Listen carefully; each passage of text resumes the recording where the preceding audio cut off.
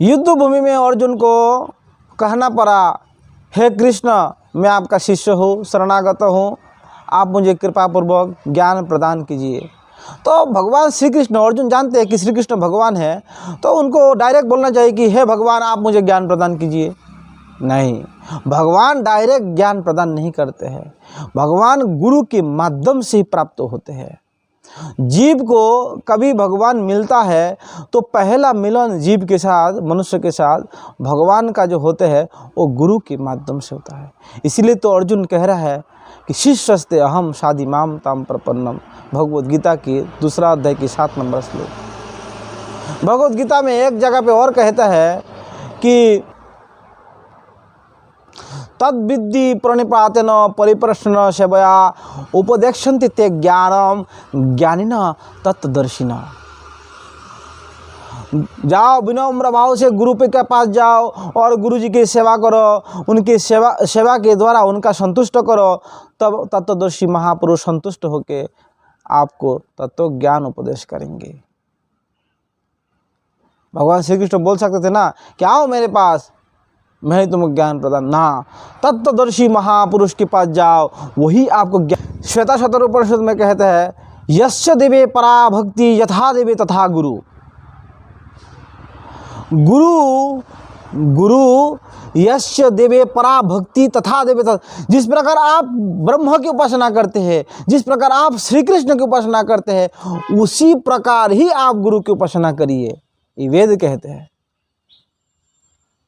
तस्माद् गुरु प्रपद्यते जिज्ञासु श्रेयो उत्तमम। गुरु के पास जाओ और उनको सेवा करो और उत्तम प्रश्नों के द्वारा उनको संतुष्ट करो, तब तत्वदर्शी महापुरुष आपको दिव्य ज्ञान प्रदान करेंगे। नारद पुराण में बोलते हैं, नास्त परतरम परतत्वम गुरु समम, नास्त परतत्वम गुरु समम। गुरु के समान परतत्व और कोई नहीं है। गु शब्द में अंधकार, रु शब्द में परित्राण। जो अंधकार से हमको प्रकाश में लाते हैं वो है गुरु। ओम अज्ञानतिमिरन्धस्य ज्ञानांजन शलाकया चक्षुरुन्मीलितं येन तस्मै श्री गुरुवे नमः। ज्ञान के शलाका द्वारा जो अज्ञान रूपी अंधकार को दूर करता है, जो अंधकार रूपी हमारी आँख है, हमारी नजरिया है, हमारी ज्ञान चक्षु नहीं है, तो वो ज्ञान चक्षु हमें कैसे देता है? अज्ञानतिमिरन्धस्य, अज्ञान के अंधकार को दूर करता है ज्ञानांजन शलाकया, ज्ञान के शला के द्वारा छेद करके अंधकार को दूर करता है। अज्ञानतिमिरन्धस्य ज्ञानांजन शलाकया चक्षुरुन्मीलितं, आँख को खुलने वाला, आँख खोल देने वाला, तस्मै श्री गुरुवे नमः। चक्षुरुन्मीलितं येन तस्मै श्री गुरुवे नमः। गुरु ब्रह्म, गुरु विष्णु, गुरुदेव महेश्वर, गुरु साक्षात् परम ब्रह्म तस्मै श्री गुरुवे नमः। गर्ग संहिता। चक्षुदान दिलो जे जन्मे जन्मे प्रभु से। गुरु तो साक्षात ब्रह्म है, गुरु शिव है, गुरु ब्रह्मा है, गुरु साक्षात ब्रह्म है। देखिए, आप लोग इसमें कंफ्यूज मत हो जाइए कि अरे गुरु तो भगवान पास, हम गुरु की सेवा करेंगे, भगवान को हटा देंगे, ऐसा कभी मत करिए। इसका पूरा वीडियो इसीलिए सुनिए, आगे जाके हम बतलाएंगे वो गुरु कौन है। ऐसा ना करिए कि बस प्रभु जी बोल दिया, महापुरुष बोल दिया है कि गुरु तो ब्रह्म है, गुरु विष्णु है, गुरु महेश है, बस हमें और किसी का उपासना करने की जरूरत नहीं, सिर्फ गुरु की ही चरण उपासना करो। ना ना ना ना ना, इसको आगे जाके बतलाएंगे। देखिए, एक चीज़ तो आप जान लीजिए, गुरु सेवक भगवान है और ब्रह्म सेव्य भगवान है। ब्रह्म मतलब भगवान श्री कृष्ण, सेव्य भगवान है और गुरु सेवक भगवान है। सुबह सुबह हम लोग बोलते हैं ना, चक्षुदान दिलो जे जन्मे जन्मे प्रभु से। और जन्म जन्म के आपके गुरु रहेगा, आपका प्रभु है, आपके गुरु है, आपके मार्गदर्शक है, भगवत तत्व से मिलाने वाला है। अच्छा देखिए, जो व्यक्ति भगवान से मिला ही नहीं, भगवत प्राप्ति ही नहीं किया, वो नहीं गुरु हो सकता है। तो फिर चैतन्य महाप्रभु तो बोला, जा रे देखो तारे कहो कृष्ण उपदेश, अमर आज्ञा गुरु है तारो ही देश। चैतन्य महाप्रभु ने कहा कि जिससे आपका मुलाकात होता है उसको आप कृष्ण तत्व उपदेश करो। तो आप बोला कि नहीं मैं तो गुरु नहीं हूँ, मैं कैसे उपदेश कर सकता हूँ। तो महाप्रभु बोलते कि मेरे आज्ञा से तुम गुरु हो, जाओ। लेकिन इसका एक शर्त है। क्या शर्त है? भारत भूमिते होइल मनुष्य जन्मजार, जन्म सार्थक करी करो परोपकार। चैतन्य चरितामृत में दूसरा जगह बोलते हैं कि भारतवर्ष में जिसका मनुष्य जन्म हुआ है वो आपने जन्म सार्थक करे। गुरु तत्व, गुरु को आप अपने जीवन में गुरु को रेस्पेक्ट करे, गुरु तत्व को प्राप्त करे, गुरु दीक्षा ले और उससे दीक्षा लेके शिक्षा लेके आपने जीवन को सफल बनाए और उसके बाद दूसरा के जीवन को सफल बनाने के लिए प्रयास करें। ऐसा नहीं कि आप कुछ भी नहीं करते हो और जाके उपदेश देना शुरू कर दिया। नहीं। श्रील प्रभुपाद ने सारे विश्व ब्रह्म जुड़े भगवान के नाम प्रचार किया। देखो इसका ये थोड़ा बहुत ऐसा समझिए कि आप जितना भजन करते हैं इतना भजन के बारे में आप लोगों को समझा सकता है, इतना शिक्षा आप लोगों को दे सकता है। लेकिन आप जो नहीं करते हैं वो आप उपदेश कैसा कर सकते हैं? आप सोलह माला करते हैं तो आप सोलह माला करने बोलिए, आप सारे चीज़ नियम में पालन करते हैं तो आप नियम पालन करने के लिए बोल सकता है। लेकिन आप नियम पालन नहीं करते, सोलह माला जप नहीं करते तो आप नहीं बोल सकते हैं। यहाँ पे जो हम गुरु तत्व का वर्णन कर रहा है हमें ये अधिकार नहीं है या हमें ये उपयोगी भी नहीं है, लेकिन हम इसीलिए इस तत्व का चर्चा कर रहे हैं, विश्लेषण कर रहे हैं क्योंकि हमारे जीवन में तत्व का वर्णन करते करते हमारा जीवन भी शुद्ध हो। गुरु तत्व का वर्णन करने से अपने जीवन में भी शुद्धिकरण होता है। चक्षुदान दिलो जे जन्मे जन्मे प्रभु से। तो भारत भूमिते होइल मनुष्य जन्मजार, जन्म सार्थक करी करो परोपकार। आपके जन्म तो आप पहला सार्थक बनाओ, उसके बाद किसी को शिक्षा दीक्षा दो। श्रीमद् भागवत के 11वां स्कंद के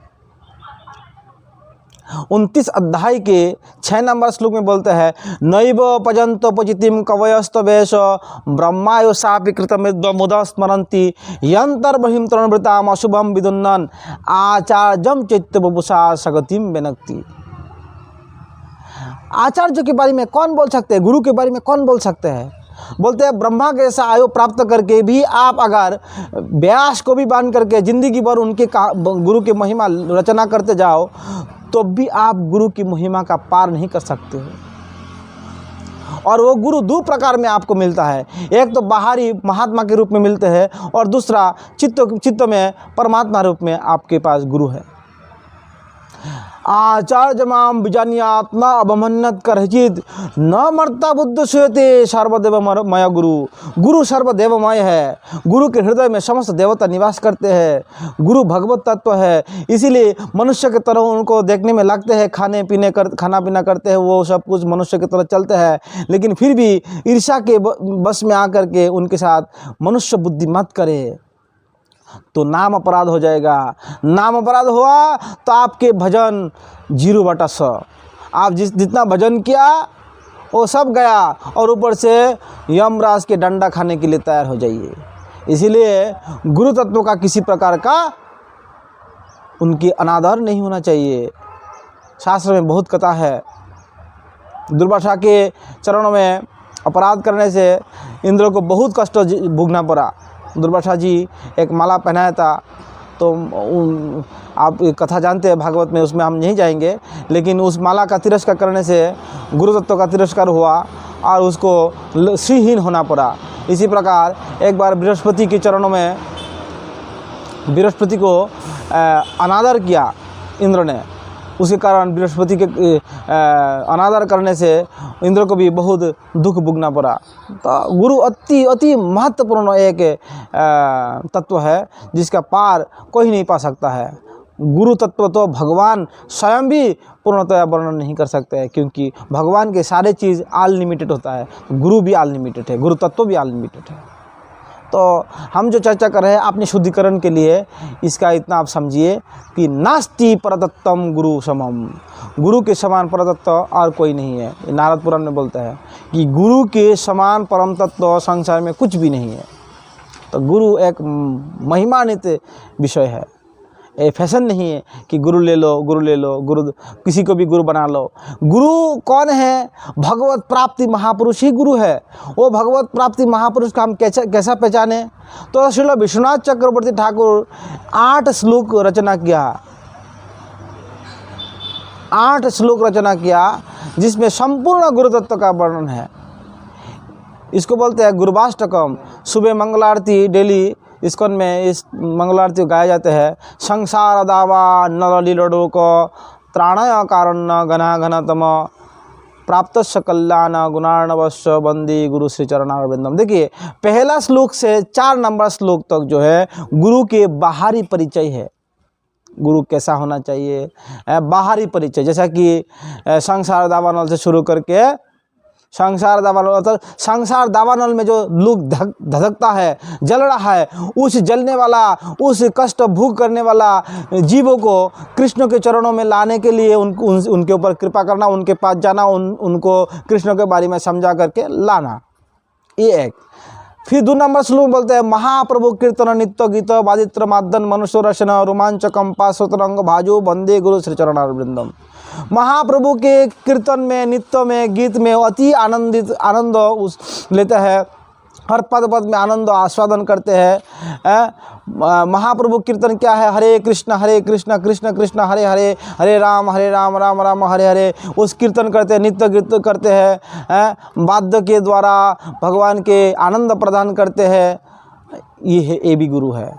और श्री विग्रह आराधना नित्य नाना श्रृंगार तन मंदिर मार्जनादो युक्त भक्तांग शनिचिन्त होपी वंदे गुरु श्री चरणारविंदम। जो विग्रह के अर्चन करते हैं, मंदिर के मार्जन करते हैं और सभी भक्तों को इसमें नियुक्त करते हैं, अपने शिष्यों को भी नियुक्त करते हैं, वो गुरु महान है, उनके चरणों में हम वंदना करते हैं। और 4 प्रकार के व्यंजन आदि सब्जी, शाक सब्जी, फल मूल बना करके भगवान को भोग लगाते हैं और समस्त भक्तों को, मनुष्यों को वितरण करते हैं और उनको कृपा प्रदान करते हैं। जैसे कि चतुर्विध श्री भगवत प्रसाद साधन न तृप्तान हरिभक्त संगान कृतैव तृप्तिं भजत साधैव वंदे श्री गुरु चरणारविंदम। जो 4 प्रकार के व्यंजन, शाक सब्जी, फल मूल द्वारा भगवान को भोग लगाते, अर्पण करते हैं और उस प्रसाद के द्वारा समस्त जीव को आनंद प्रदान करते हैं, वो गुरु के चरणों में वंदन करते हैं। अभी जो 5 और 6 नंबर श्लोक, ये गुरु के इंटरनल अर्थात गुरु के सबसे महत्वपूर्ण श्लोक है। यही गुरु है, यही गुरु तत्व, ये 2 श्लोक गुरु तत्व है। हम ये 2 श्लोक को ध्यान से आप सुनिए। इस 2 श्लोक को आप अगर जान गए, समझ गया और इसके बारे में आप थोड़ा बहुत भी समझ गए तो आप समझ गए कि गुरु तत्व के पूर्ण ज्ञान आपका हो गया। क्या है? श्री राधिका माधवयोर पार माधुर्य लीला गुणरूप नाम नाम प्रतीक्षणा स्वाधन लोलपस्स वंदे गुरु श्री चरणारविंदम।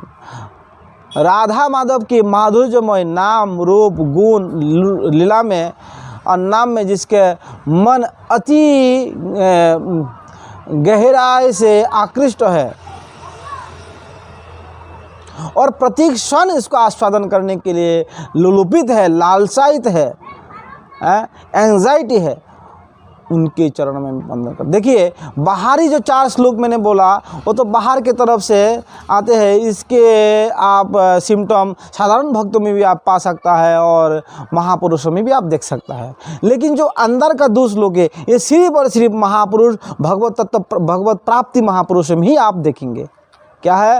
राधा माधव के नाम, रूप, लीला, गुण में अपने मन को इतना निमज्जित कर देता है, इतना गहराई में अपने को रखते हैं कि संसार की किसी प्रकार का शुद्ध बुद्ध नहीं रहता है, उनकी एक क्षण भी, एक पल भी खाली नहीं जाते हैं। ऐसा गुरु के चरण कमल में बंधन करता है। और 6 नंबर अति महत्वपूर्ण, अति महत्वपूर्ण जो श्लोक है कि साक्षात निकुंज यूनो रतिकिली सिद्ध है यायाली वीर्य तिरपेक्षणीय तत्राति दाक्षात अतिवल्लभस्य वंदे श्री गुरु चरणारविंदम। जो निकुंज में राधा कृष्ण का जो अंतरंग लीला होता है, वो लीला क्या है, इतना गहराई में आप मत जाइए। जो निकुंज बिहारी राधा कृष्ण और गोपियों के साथ जो लीला करती है, वो लीला अति अंतरंग लीला होता है।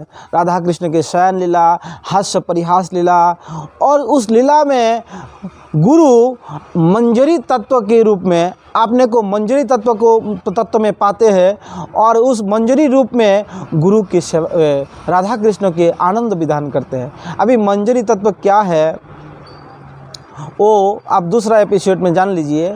मंजरी तत्व की गोपी पूर्ण यौवना होती है, और मंजरी गोपियों के नीचे होते हैं, और वो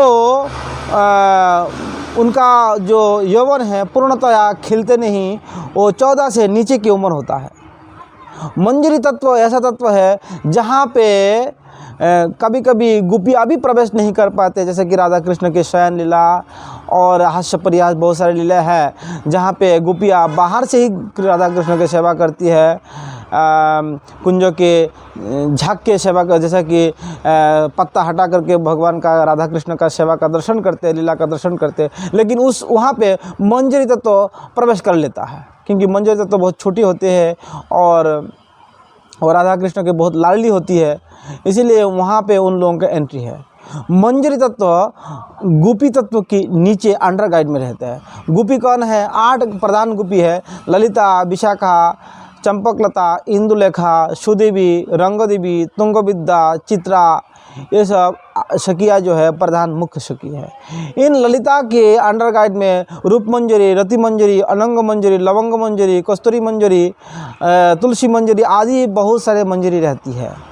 जब एक जीव भजन करते करते गुरु के अंडर गाइड में, गुरु के मार्गदर्शन में भजन करते करते भगवत प्राप्त हो जाते हैं, वो गोपी मंजरी तत्व को प्राप्त करते हैं, और मंजरी तत्व को प्राप्त करके राधा कृष्ण की अंतरंग सेवा में आपने को नियुक्त करते हैं, और उसमें बहुत पटु होता है, बहुत एक्सपर्ट होता है कि कैसा राधा कृष्ण को आनंद विधान करे, कैसा राधा कृष्ण खुशी हो, उनको कैसा आनंद मिले, उनको और आनंद प्रदान करे।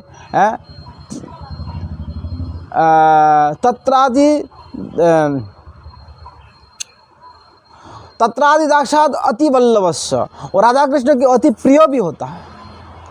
तो ऐसा गुरु के लिए कहा गया है साक्षात हरित्वेन समस्त शास्त्र। वैसा गुरु जो होता है वो साक्षात हरि है। समस्त शास्त्र में साक्षात हरि के रूप में उसका वर्णन किया गया। साक्षात हरित्वेन समस्त शास्त्र युक्त तथा भावदयो सद्भि किंतु प्रभुर्य प्रियवतस्स वंदे गुरु श्री चरणारविंदम। देखिए, साक्षात हरि कहते हुए बोला विश्वनाथ चक्रवर्ती ठाकुर कि हरि के प्रिय है, दास है, प्रिय सेवक है। देखिए, गुरु भगवान तो है लेकिन सेवक भगवान है, सेव्य भगवान नहीं। सेव्य भगवान श्री कृष्ण है जो सेवा ग्रहण करते हैं, और सेवक भगवान गुरु है जो सेवा देते हैं। यद्यपि आमार गुरु चैतन्य दास तथापि मानी आमी ताहार प्रकाश। नित्यानंद प्रभु के लिए कृष्णदास कविराज गोस्वामी बोलते हैं कि मेरा गुरु चैतन्य का दास है, लेकिन फिर भी मैं मानता हूँ वो चैतन्य का प्रकाश है, वो भगवत तत्व है। श्री कृष्ण का तत्व सेवक तत्व है, जैसे कि बलराम भगवान श्री कृष्ण की सेवा करते हैं, क्योंकि बलराम सेवक भगवान है और श्री कृष्ण सेव्य भगवान है। इसी प्रकार चैतन्य महाप्रभु सेव्य भगवान है और नित्यानंद प्रभु सेवक भगवान है।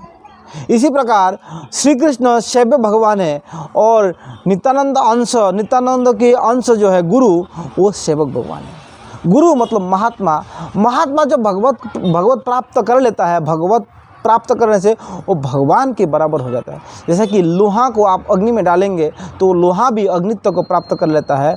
इसी प्रकार कोई जीव भजन करते करते जो भगवान को प्राप्त कर लेता है वो भी भगवत स्वरूप ही हो जाता है, भगवत तत्व ही हो जाता है, लेकिन उसका स्वरूप अलग से बना रहता है सेवा करने के लिए। इसको ना भूलना।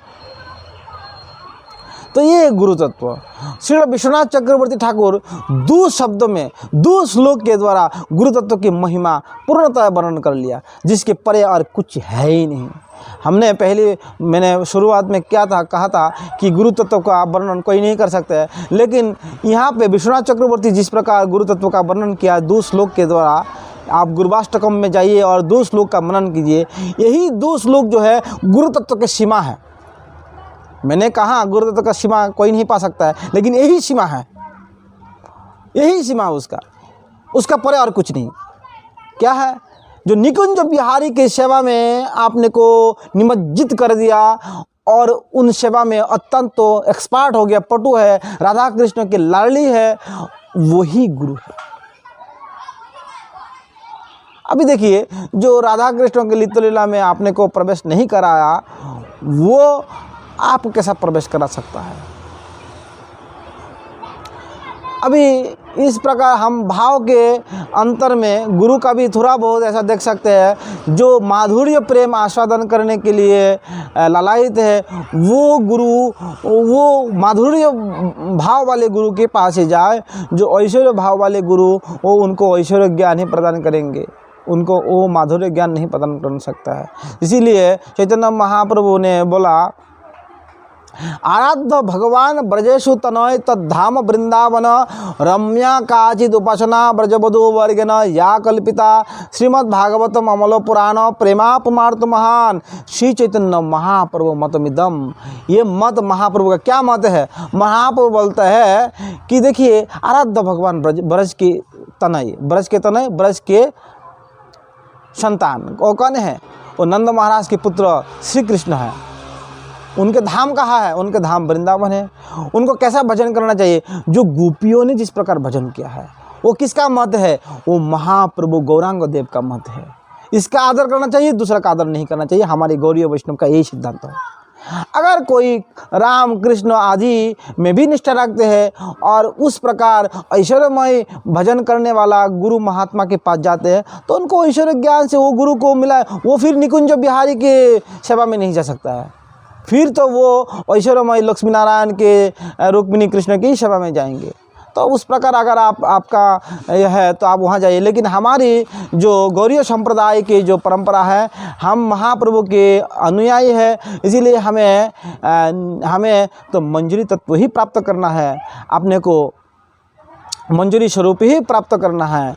तो उसके लिए हमारे मंजरी तत्व प्राप्त जो महापुरुष है, जो गुरु है हमारे इस्कॉन के, उन्हीं के ही चरणाश्रय में हमें रहना चाहिए। जैसे कि प्रभुपाद है, प्रभुपाद जी की शिष्य वृंद है, इन सब हमारी परंपरा भगवान श्री कृष्ण से ब्रह्मा, नारद, व्यास, माधवाचार्य, पद्मनाभ, निहरी, माधव, अक्षुभ, जयतीर्थ, ज्ञान सिंधु, दयानिधि, विद्यानिधि, राजेंद्र, जयधर्म, पुरुषोत्तम, ब्रह्मदत्त, व्यासतीर्थ, लक्ष्मीपति, माधवेंद्रपुरी, ईश्वरपुरी, नित्यानंद, अद्वैत चैतन्य महाप्रभु, स्वरूप दामोदर, रूप गोस्वामी, सनातन गोस्वामी, जीव गोस्वामी, कृष्णदास कविराज गोस्वामी, बलदेव विश्वनाथ चक्रवर्ती, बलदेव विद्याभूषण,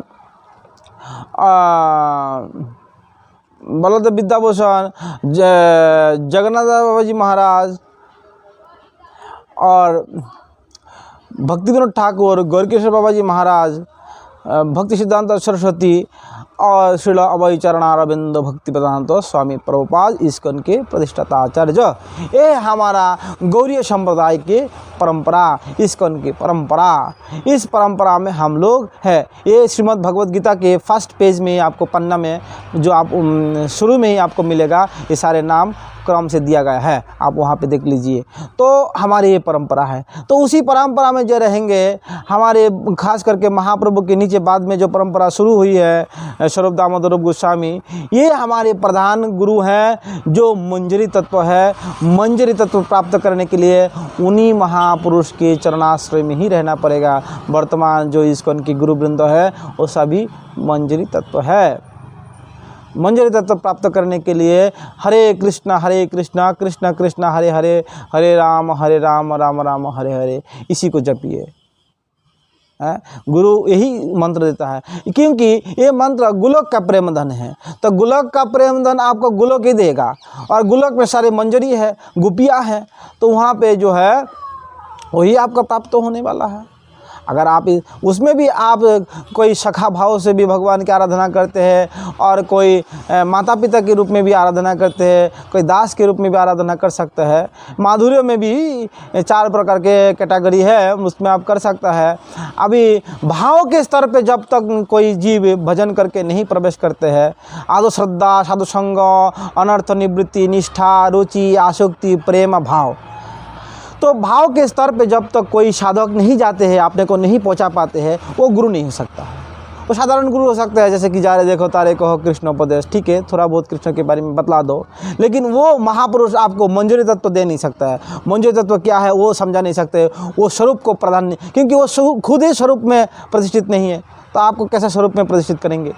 तो आपको क्या करना है, तो भाव के स्तर पे जो महापुरुष है उनकी चरणाश्रय में जाना है।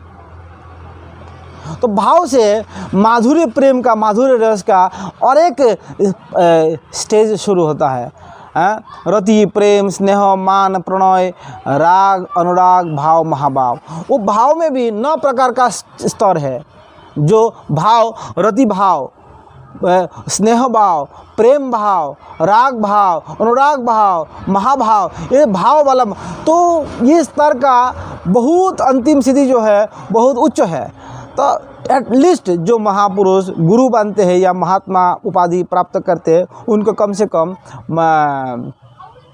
जो है भाव के स्तर में आपने लाना चाहिए, तभी वो दूसरा को भाव प्रदान कर सकते हैं, तभी वो गुरु के उपाधि प्राप्त कर सकते हैं। इससे पहला नहीं। इससे पहला तो वो साधारण गुरु है कि जिसको देख, जैसे कि मैं साधारण भक्त हूँ, गुरु तो नहीं हूँ, साधारण भक्त हूँ। हम डिस्कस कर रहा है, हम इसका डिस्कस इसलिए कर रहे हैं कि अपने अंतकरण का शुद्धिकरण के लिए। तो हम क्या कर रहे हैं कि इसका डिस्कस करके अपने आपको भी हम थोड़ा बहुत प्रसारित कर रहा है, और मैं खुद भी इस बात को आपने समझ रहा है। हरे कृष्णा।